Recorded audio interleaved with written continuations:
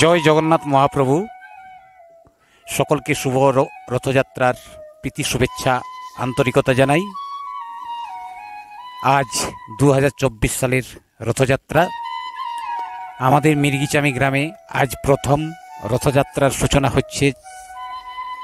প্রথম বলতে এই প্রথম এই রথযাত্রার সূচনা করেছেন আমার বড় মেয়ে তৃপ্তি এবং তার বান্ধবী সুপ্রিয়া।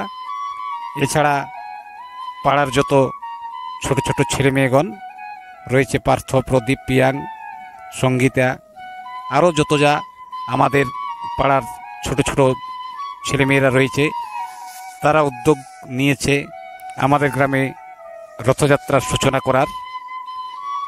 সেই রথযাত্রার সূচনা শুরু হচ্ছে আমাদের গ্রামের মির্গিচামি সার্বজনীন হরিনাম মন্দির থেকে।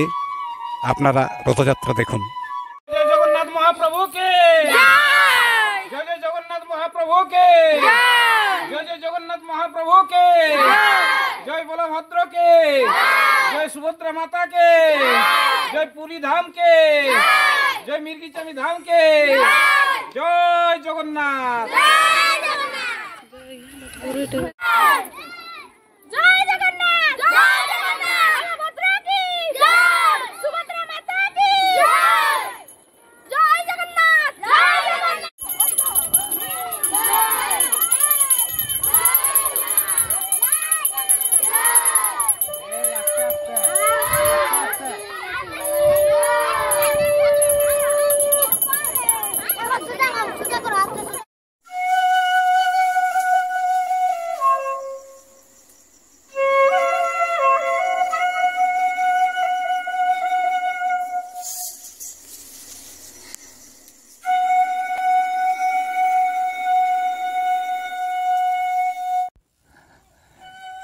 রথযাত্রা চলছে, পুরো গ্রাম পরিক্রমা চলছে।